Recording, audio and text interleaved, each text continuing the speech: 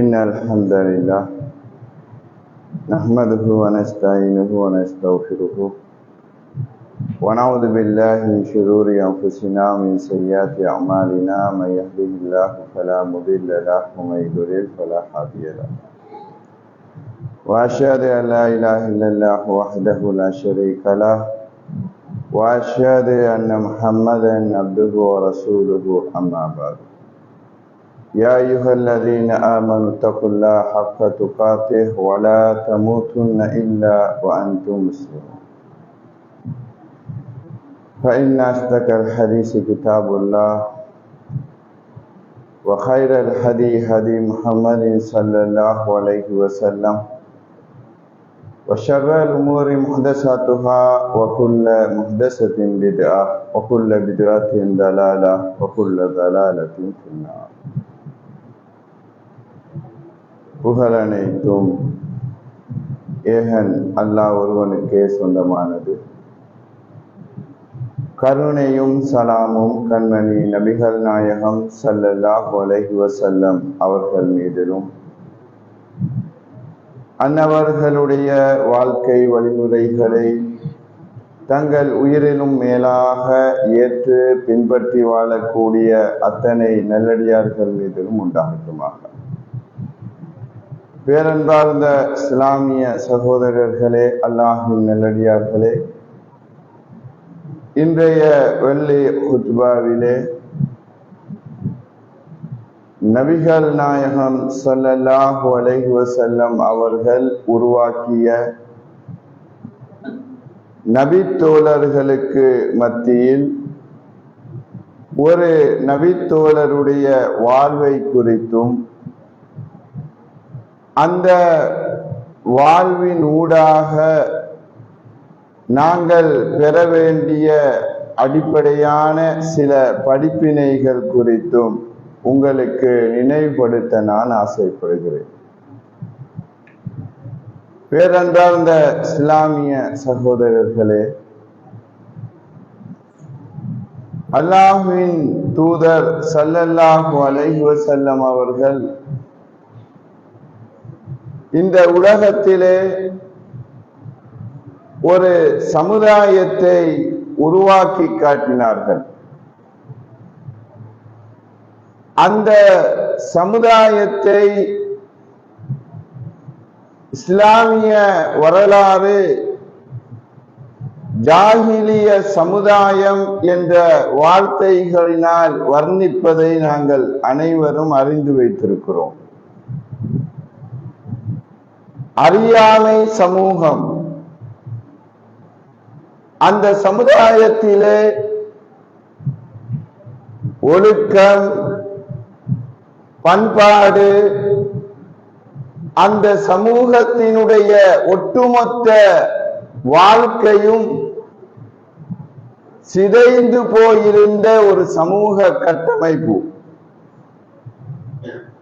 அற்பமான விடயங்களுக்காக எல்லாம்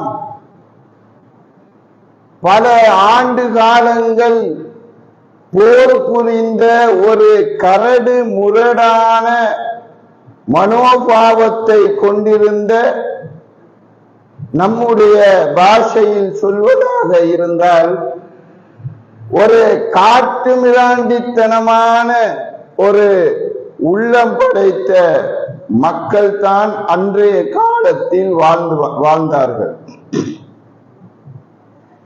அப்படியான ஒரு சமூகத்தை தான் அல்லாஹ்வின் தூதர் ஸல்லல்லாஹு அலைஹி வஸல்லம் அவர்கள் இந்த இஸ்லாம் என்ற தீனை கொண்டு, இந்த மார்க்கத்தை கொண்டு மாற்றி அமைத்தார்கள். எந்த அளவுக்கு அந்த மாற்றம் அமைந்திருந்தது என்றால், அல் குர்ஆனிலே அரிஷின் சொந்தக்காரன் அல்லாஹு தஆலாவே அந்த சமுதாயத்தை எப்படி வர்ணிக்கிறான்?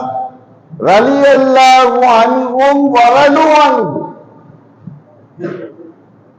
அல்லாஹ் அவர்களை பொருந்திக் கொண்டான், அவர்களும் அல்லாஹ்வை பொருந்திக் கொண்டார்கள். இதற்கு மேல் ஒரு சமுதாயத்தை வர்ணிப்பதற்கு வேறு வார்த்தைகளே கிடையாது. அவ்வளவு பெரிய ஒரு உயர்ந்த ஸ்தானத்தில் அந்த நபி தோழர்களினுடைய வாழ்வை அல்லாஹு தஆலா கொண்டு வந்து நிறுத்தி இருப்பதை நாங்கள் பார்க்கிறோம். உலகத்திலே ஒரு மனிதன் வாழ்க்கையில் முன்னேற வேண்டுமானால் பொருளாதார ரீதியாகவோ அரசியல் ரீதியாகவோ அல்லது வாழ்க்கைக்கு என்று ஒரு குறிக்கோளை வரிந்து கட்டிக்கொண்டு அந்த குறிக்கோளை நோக்கி நாங்கள் நடைபயில வேண்டும் என்ற ஒரு நிலை ஏற்பட்டால், உலகத்தில் பல மனிதர்களினுடைய வாழ்வை நாங்கள் முன்னுதாரணமாக எடுத்துச் சொல்வது வழக்கம். நீங்கள் பில்கேட்ஸை பார்க்கவில்லையா? அல்லது ஒரு அரசியல்வாதியை, ஒரு தலைவரை சுட்டிக்காட்டி இவரை நீங்கள் பார்க்கவில்லையா? அல்லது பொருளாதார துறையிலே ஒரு உச்சத்தை அடைந்த ஒரு மனிதரை இனம் காட்டி இவருடைய ஆரம்ப கால வாழ்க்கை எப்படி இருந்தது என்பதை நீங்கள் படித்ததில்லையா? இவற்றை சொல்லி ஒரு மாணவனுடைய, ஒரு இளைஞனுடைய, ஒரு சாதாரண மனிதனுடைய உள்ளத்திலே என்னால் முடியும், நானும் இப்படி ஆக வேண்டும் என்கின்ற உணர்வுகளை ஊட்டுகின்ற பல்வேறு நிகழ்ச்சிகளை உலகத்திலே நாங்கள் பார்க்கலாம். இந்த உலகத்திலே ஒரு முஸ்லிம் எப்படி வாழ வேண்டும், ஒரு முஸ்லிமினுடைய வாழ்க்கை, அதன் இலட்சியம் எப்படி இருக்க வேண்டும், அந்த இலட்சியத்தை நோக்கி அவன் பயணிக்கின்ற அந்த பாதையில் அவன் சந்திக்கின்ற தடைகளை எல்லாம் அவன் எப்படி தகர்த்து எரிந்துவிட்டு பயணிக்க வேண்டும் என்ற அற்புதமான வாழ்க்கை முன்மாதிரியை நாம் படிப்பதாக இருந்தால் நபி தோழர்களுடைய வாழ்க்கையில் தான் படிக்க வேண்டும். ஆனால் துரதிஷ்டம் என்ன தெரியுமா? இன்று அந்த நபி தோழர்களை பற்றிய எந்த அறிமுகமும் இந்த சமுதாயத்திற்கு கிடையாது. ஒரு 10-15 சஹாபாக்களினுடைய பேர்களை வரிசைப்படி நீங்கள் சொல்லுங்கள் என்றால் இந்த சபையிலே எத்தனை பேர் அதற்கு தயார் என்கின்ற ஒரு மிகப்பெரிய கேள்வி எங்களுக்கு முன்னால் எழும். அந்த அளவுக்கு சஹாபாக்களுக்கும் எங்களுக்கும் மத்தியிலே ஒரு பாரிய இடைவெளி நிலவுகிறது. எனவே வாழ்க்கையில் மறுமையை இலக்காக கொண்டு வாழ நினைக்கிற ஒரு முஸ்லிம் நபி தோழர்களின் வாழ்க்கையை படிக்க வேண்டும். அதற்காகத்தான் இந்த தலைப்பு இங்கு தேர்ந்தெடுக்கப்பட்டிருக்கிறது. அல்லாஹ்வின் தூதர் உருவாக்கிய அந்த சமூகத்தில் வாழ்ந்த ஒரு மனிதர், ஒரு இளைஞர், மதீனாவை சேர்ந்தவர். அந்த இளைஞருடைய உருவ அமைப்பு ஒரு கருப்பு நிறத்து இளைஞர். அவருடைய உடல் வாக்கு மிக குட்டையானது. அவருடைய வாப்பா யார் என்று அவருக்கு தெரியாது. அவருடைய தாய் யார் என்று அவருக்கு தெரியாது. அவருடைய சொந்த பந்தங்கள், உறவுக்காரர்கள் யார் என்பது அவருக்கு தெரியாது. அந்த இளைஞரை எங்கு காணலாம் என்றால், அந்த காலத்தில் பெண்கள் நேரம் கடத்துவதற்காக அந்த சபையிலே பேச்சு துணைக்கு அந்த இளைஞரை பயன்படுத்திக் கொள்வார்கள். அப்படியான ஒரு இளைஞர், அவருடைய பெயர் தான் ஜுலைபீப். அந்த இளைஞருடைய உள்ளத்திலே இஸ்லாம் ஈர்க்கிறது. இஸ்லாத்தினுடைய ஓரிரை கொள்கை அந்த ஜுலைபீப் என்ற இளைஞனின் உள்ளத்தில் ஆழமாக வேர்விடுகிறது. இஸ்லாத்தை தழுவிக் கொள்கிறார். ஆனால் அந்த சமுதாயத்திலே யாரும் அவரை பொருட்படுத்துவது கிடையாது. அவரை அலட்டிக் கொள்வது கிடையாது. அவரை சமுதாயத்தில் 4 பேர் மதிக்கக்கூடிய அந்த நிலை அன்று இருக்கவில்லை. எல்லோராலும் புறக்கணிக்கப்பட்ட, கண்டுகொள்ளப்படாத ஒரு மனிதர், ஒரு இளைஞர்.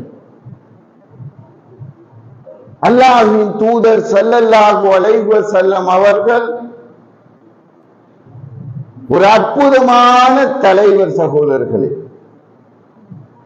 அல்லாஹ்வின் தூதரை போன்ற ஒரு தலைவரை இந்த உலகம் வரலாற்றிலே எங்குமே கண்டதில்லை.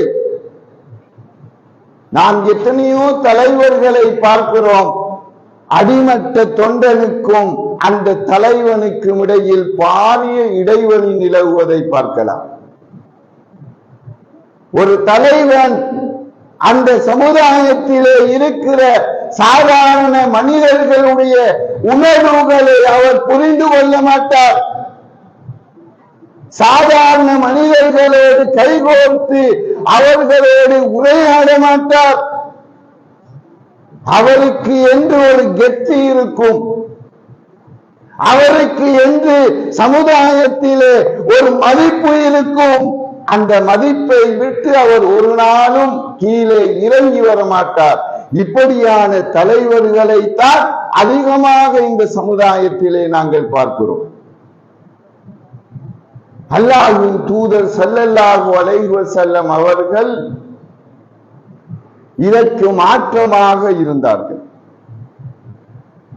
தன்னுடைய ஏகத்துவ பிரச்சாரத்தினால் இஸ்லாம் என்ற கோட்டைக்குள் நுழைந்த அந்த சமுதாயத்தில் கண்டுகொள்ளப்படாமல் இருந்த அந்த ஜுலைபீப் என்ற இளைஞரை அல்லாஹ்வின் தூதர் அணுகிறார்கள். கேட்கிறார்கள், ஜுலைபீப், உனக்கு என்ன வேண்டும்? ஏன் இந்த சோகம்? உனக்கு திருமணம் செய்ய ஆசை இருக்கிறதா? அல்லாஹ்வின் தூதர் கேட்கிறார்கள். ஒரு 20-25 வயது இளைஞனுடைய உள்ளத்திலே என்ன ஆசை பெரிதாக இருக்க போகிறது? அடுத்தவர்களை போன்று நானும் திருமணம் செய்ய வேண்டும், எனக்கு என்று ஒரு மனைவி இருக்க வேண்டும், எனக்கு என்று பிள்ளைகள் உருவாக வேண்டும், ஒரு குடும்பமாக நான் எல்லா இளைஞர்களை போல வாழ வேண்டும் என்ற ஒரு சாதாரண ஆசை ஒரு இளைஞனுடைய உள்ளத்தில் இருப்பது இயல்பு. அந்த ஜுலைபீப் என்ற இளைஞனுடைய உள்ளத்திலும் அந்த ஆசை இருந்தது. அல்லாஹ்வின் தூதர் அவர்கள் அதைத்தான் அவர்களிடம் கேட்கிறார்கள், ஜுலைபீப், உனக்கு திருமணம் செய்ய ஆசை இருக்கிறதா? ஆம் அல்லாஹ்வின் தூதரே, யார் கொண்டு தருவார்? ஆசை இருக்கிறது. யார் எனக்கு பெண் தருவா?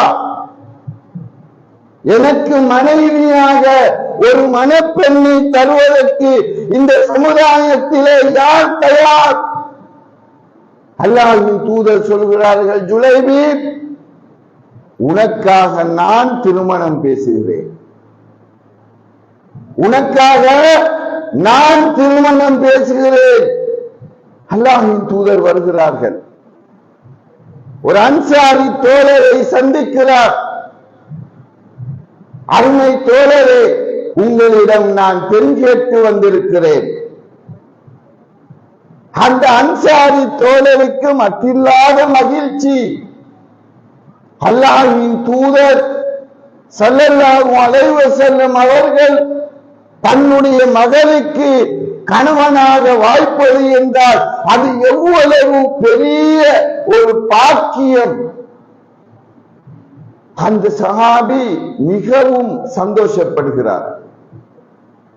அல்லாஹ்வின் தூதர் ஸல்லல்லாஹு அலைஹி வஸல்லம் அவர்கள் அந்த தோழரை பார்த்து சொல்கிறார்கள், இன்னி லஸ்து லி நஃப்ஸி உரீதுஹா. தோழரே, நான் பெண் கேட்டு வந்திருப்பது எனக்காக அல்ல, எனக்காக நான் பெண் கேட்டு வரவில்லை.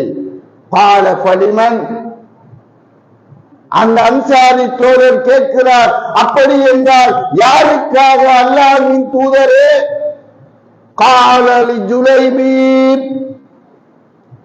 அல்லாஹ்வின் தூதர் சொன்னார்கள், ஜுலைபீப் என்ற இளைஞனுக்காக, என் தோழனுக்காக. அந்த அன்சாரி தோழர் அப்படியே அதிர்ந்து போகிறார். என்ன, என்னுடைய மகளை இந்த ஜுலைபீபுக்கு நான் கட்டி வைப்பதா? தோற்றமோ அவலட்சணம், பெற்றோர் யார் என்று தெரியாது, உற்றார் உறவினர்கள் இல்லை, இந்த சமுதாயத்தில் எந்த மதிப்பும் மரியாதையும் அந்த இளைஞருக்கு இல்லை. அப்படியான இந்த இளைஞருக்கு என்னுடைய மகளை நான் மணமுடித்துக் கொடுப்பதா? அல்லாஹ்வின் தூதரே, என் மனைவியோடு இது குறித்து நான் ஆலோசிக்க வேண்டும். அல்லாஹ்வின் தூதர் அனுப்புகிறார்கள். அந்த தோழர் வருகிறார். தன்னுடைய மனைவியிடம் அல்லாஹ்வின் தூதர் அவர்கள் எங்கள் மகளை பெண் கேட்டு வந்தார்கள் தகவல் சொல்கிறார். அந்த மனைவிக்கு மிச்சம் சந்தோஷம். அல்லாஹ்வின் தூதர் தான் கணவராக வாய்க்க போகிறாரோ என்று அவர் நினைத்து விடுகிறார். இந்த தோழர் சொல்கிறார், ஆனால் மணமகன் அல்லாஹ்வின் தூதர் அல்ல, ஜுலைபீப்.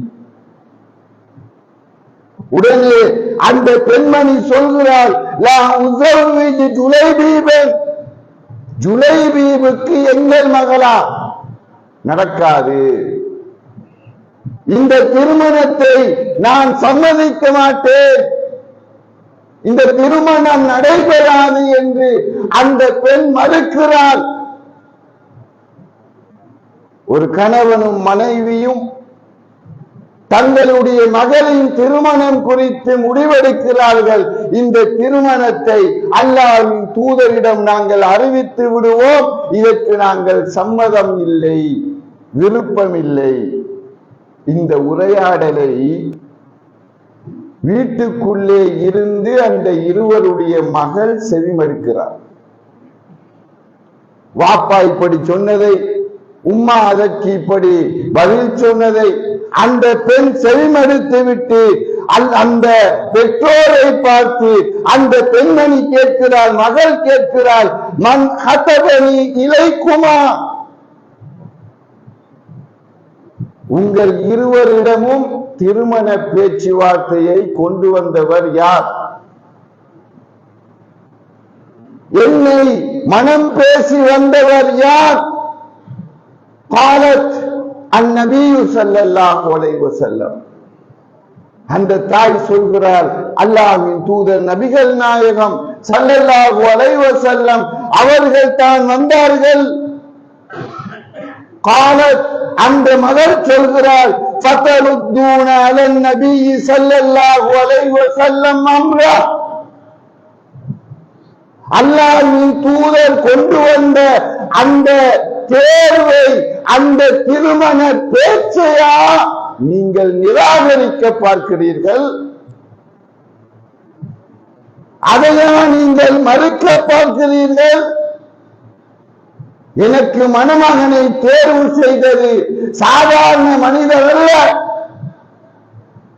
அல்லாஹ்வின் தூதர் அவர்கள் எனக்குரிய மணமகனை தேர்ந்தெடுத்திருக்கிறார் என்றால் அந்த மணமகன் எப்படியானவனாய் இருக்க வேண்டும்? மார்க்கப்பட்டுள்ளவனாய் இருக்க வேண்டும். அல்லாஹ் நேசிக்கின்ற ஒரு இளைஞராக அந்த மணமகன் திகழ வேண்டும். அப்படியான அல்லாஹ்வுக்கு நெருக்கமான ஒரு இளைஞனை அல்லாஹ்வின் தூதரவர்கள் தேர்வு செய்திருக்கிற போது அதை நீங்கள் எப்படி நிராகரிப்பீர்கள்? ஒரு திருமண பந்தத்தில் இணைய இருக்கின்ற ஆசைப்படுகிற ஒரு இளைஞன் அல்லது ஒரு யுவதி அல்லது தன்னுடைய மகனையோ மகளையோ திருமணம் செய்து வைக்க காத்திருக்கிற ஒரு பெற்றோர் இந்த சம்பவத்தில் இருந்து, இந்த யுவதியின் வாழ்க்கையில் இருந்து பாடம் படிக்க வேண்டும். வாழ்க்கை துணை எப்படி தேர்ந்தெடுக்கப்பட வேண்டும்? அல்லாஹ்வின் தூதரவர்கள் என்ன சொன்னார்கள்? இந்த உலகத்திலே ஒரு பெண் 4 காரணங்களுக்காக மணமுடிக்கப்படுகிறாள். அவளுடைய அழகுக்காக, அவளுடைய கொடுத்த பணத்திற்காக, அவளுக்கு இந்த சமுதாயத்திலே இருக்கிற நல்ல மதிப்பு மரியாதைக்காக, மார்க்கப்பற்றுக்காக,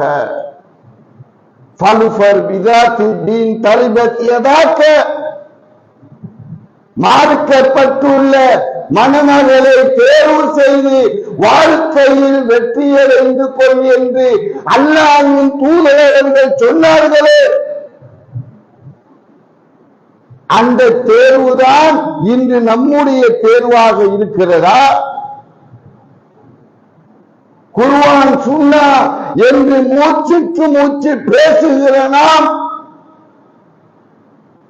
அந்த மார்க்க பற்றை எத்தனை பேருடைய திருமண தேர்விலே நாங்கள் கடைபிடித்திருக்கிறோம்? சுண்டினால் இரத்தம் பெற வேண்டும் என்கிற அளவுக்கு வெள்ளை தோல் இருக்கிறதா என்பதைத்தான் முதலாவது இன்றைய இளைஞர்கள் பார்க்கிறார்கள். கொழுத்த பண வசதி உள்ள இடமாக இருக்கிறதா என்பதைத்தான் இன்றைய இளைஞர்களும் பெற்றோர்களும் பார்க்கிறார்கள்.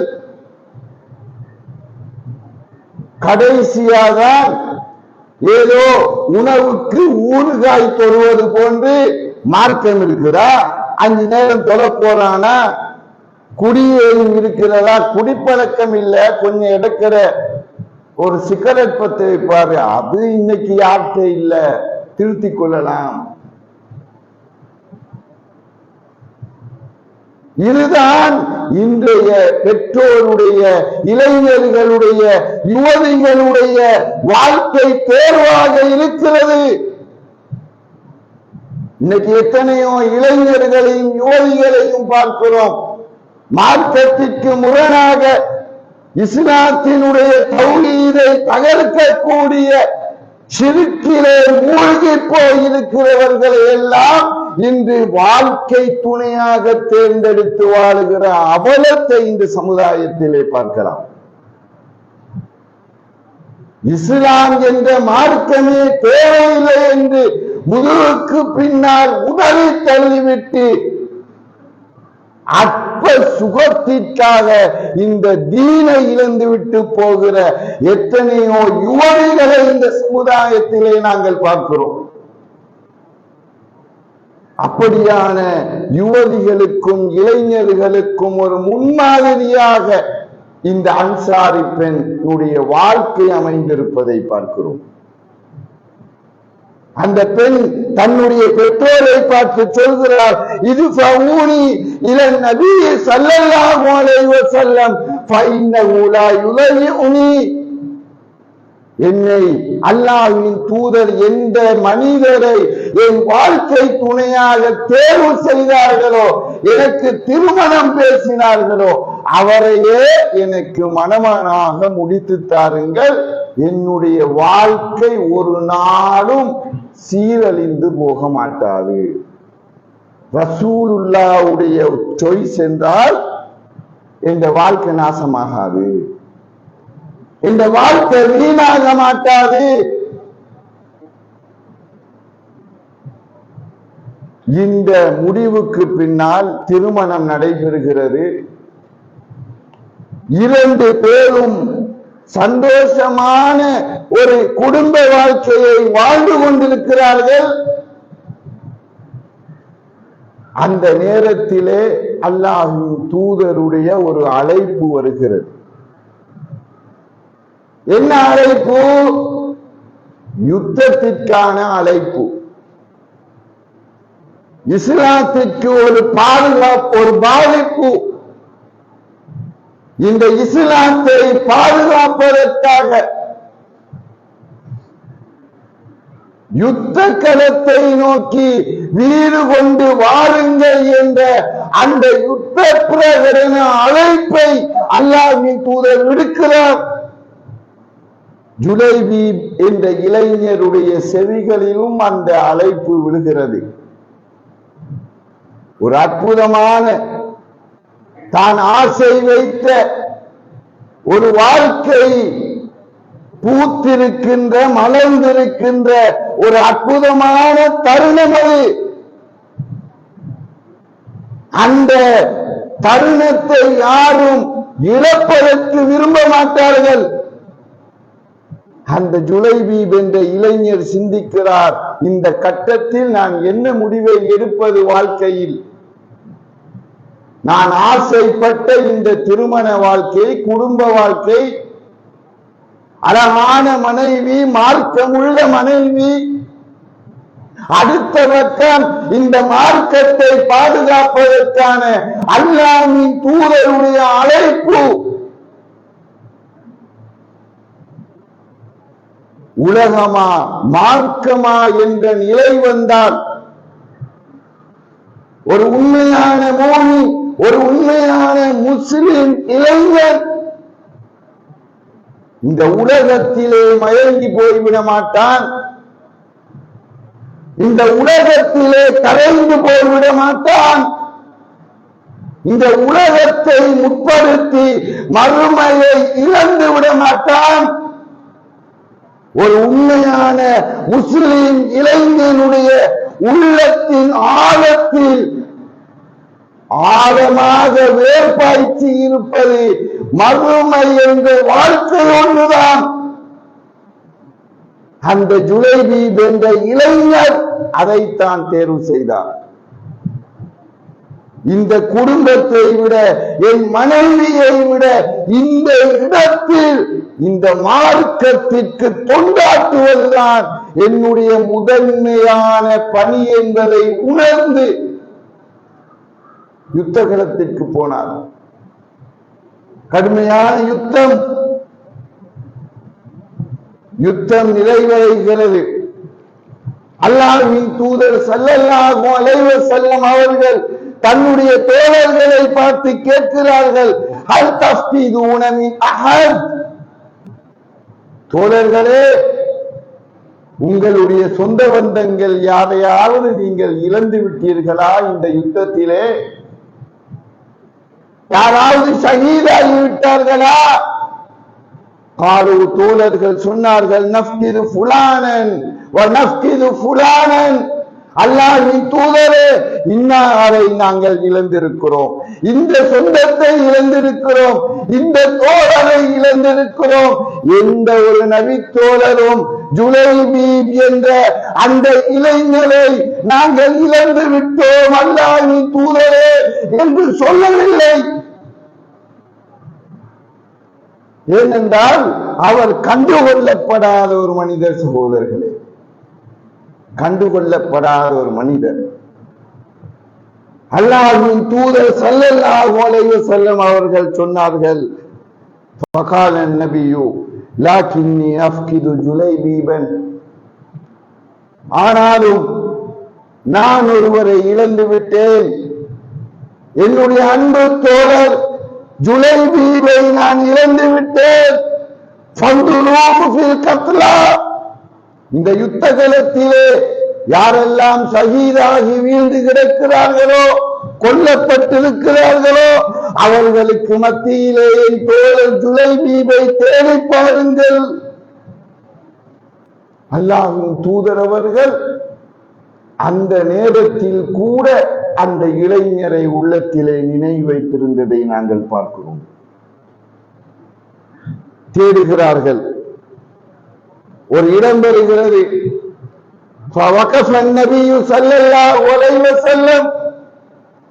அல்லாஹ்வின் தூதர் அவர்கள் ஜுலைபீப் கொல்லப்பட்டு கிடக்கிறார், வெட்ட வெள்ளத்தில் இருக்கிறார், அந்த இடத்திலே நிற்கிறார்கள். நின்று சொல்கிறார்கள், கதல சப்ஆ சும்ம கதலு, 7 குஃபார்களை கொலை செய்துவிட்டு கொன்றுவிட்டு அவரும் கொல்லப்பட்டு விட்டார். அந்த செய்தியை சொல்லிவிட்டு அல்லாஹ்வின் தூதர் அவர்கள் அந்த ஜுலைபீப் என்ற இளைஞருக்கு கொடுத்த ஒரு அந்தஸ்தை நீங்கள் நினைத்து பாருங்கள். இந்த ஜுலைபீப் என்ற இளைஞருக்கு இந்த உலகத்திலே பெற்றோர்கள் யார் என்று தெரியாதோ, உற்றார்கள் உறவினர்கள் யாரும் கிடையாதோ, எந்த சமூகமும் அவரை ஏறெடுத்து பார்க்கவில்லையோ, அந்த ஜுலைபீப் என்ற இளைஞரை விழித்து அல்லாஹ்வின் தூதர் அவர்கள் சொன்ன வார்த்தை, ஹாதா மின்னி வ அன மின்ஹு, ஹாதா மின்னி வ அன மின்ஹு, இந்த ஜுலைபீப் என்னை சார்ந்தவர், நான் இந்த ஜுலைபீபை சார்ந்தவன். இந்த ஜுலைபீப் எந்த குடும்பம்? அவர் என்னை சார்ந்தவர், நான் அவரை சார்ந்தவன். இந்த உலகத்தில் உறவு என்று பாராட்டுவதற்கு யாரும் இல்லாத போது நான் இருக்கிறேன் இந்த ஜுலைபீபுக்கு உறவாக என்று அல்லாஹ்வின் தூதர் அவர்கள் ஒரு அற்புதமான, யாருக்கும் கொடுக்காத ஒரு உயர்ந்த ஸ்தானத்தை அந்த ஜுலைபீப் என்ற இளைஞருக்கு கொடுத்தது மட்டுமல்ல, நபித்தோழர்கள் அறிவிக்கிறார்கள், அல்லாஹ்வின் தூதர் அந்த தூதருடைய இந்த 2 கைகள், இந்த 2 கைகள் தான் அந்த ஜுலைபீபை ஏந்தி செல்லக்கூடிய, சுமந்து செல்லக்கூடிய கட்டிலாக மாறியது. அல்லாஹ்வுடைய தூதர் அப்படியே அந்த ஜனாசாவை எடுக்கிறாங்க, கபருக்குள் கொண்டு போய் அடக்குகிறார்கள். இந்த அளவுக்கு ஒரு சிறப்பை அந்த ஜுலைபீப் என்ற இளைஞர் அடைந்தார் என்றால் அவருடைய வாழ்க்கை இவ்வளவுதான். குறிப்புகள் பெரிதாக வேறு எதுவுமே அவருடைய வாழ்க்கையை பற்றி இல்லை. இந்த இளைஞனுடைய வாழ்க்கை எங்களுக்கு தருகிற ஒரு அடிப்படையான செய்தி இருக்கிறது சகோதரர்களே. இந்த உலகத்திலே சில மனிதர்கள் இருப்பார்கள், அவர்களை பார்க்கிற போது இந்த சமூகம் அவர்களை பெரிதாக மதிக்காது, அவர்களுக்கு பெரிய ஆடம்பர வாழ்க்கை இருக்காது, அவர்களுக்கு பின்புலமாக அதிகார உதவி செய்கின்ற வர்க்கங்கள் இருக்க மாட்டார்கள். அவர்களுடைய ஆடைகளும் நடைமுறை பாவனைகளும் சர்வ சாதாரணமாக இருக்கும். ஆனால் அல்லாஹ்வின் பார்வையில் அந்த மனிதர்களுக்கு இருக்கிற அந்தஸ்து இந்த உலகத்தில் ஒரு கோடீஸ்வரனுக்கு கூட இருக்காது. அக்ரமக்கும் இந்தல்லாஹி அத்காக்கும். உள்ளத்தில் எப்பொழுதும் இந்த வசனத்தை பதிவு செய்து கொள்ளுங்கள். அக்ரமக்கும் இந்தல்லாஹி அத்காக்கும். உங்களில் மிக கண்ணியம் வாய்ந்தவர் யாருடைய உள்ளத்திலே தக்வா இருக்கிறதோ, யாருடைய உள்ளத்திலே அல்லாஹ்வின் திருப்திக்காகத்தான் வாழ்வேன் என்ற உணர்வு பீரிட்டு பாய்கிறதோ அந்த மனிதன் தான் அல்லாஹ்விடத்தில் மிக கண்ணியம் வாய்ந்தவன். இந்த உலகத்தில் ஒரு பஞ்ச பரதேசியை போன்று அவன் வாழலாம், ஆனால் அல்லாஹ்வின் பார்வையில் அவனுக்கு இருக்கிற மரியாதைகளும் அந்தஸ்துகளும் தனி. எனவே எந்த மனிதரையும் வெளிப்படையை வைத்து ஏற்றத்தாழ்வு பார்க்காதீர்கள், அவர்களை எடை போட்டு விடாதீர்கள், ஒருவனை உயர்த்தி அடுத்தவனை தாழ்த்தி பார்க்காதீர்கள். அப்படியான ஒரு அடிப்படையான செய்தியை இந்த ஜுலைபீப் என்ற இளைஞருடைய வாழ்க்கை எங்களுக்கு தருகிறது. அந்த நல்ல செய்தியை நாமும் ஏந்தி நம்முடைய வாழ்க்கையை மாற்றிக் கொள்வதற்கு எல்லாம் வல்ல அல்லாஹு தஆலா அருள் புரிவானாக.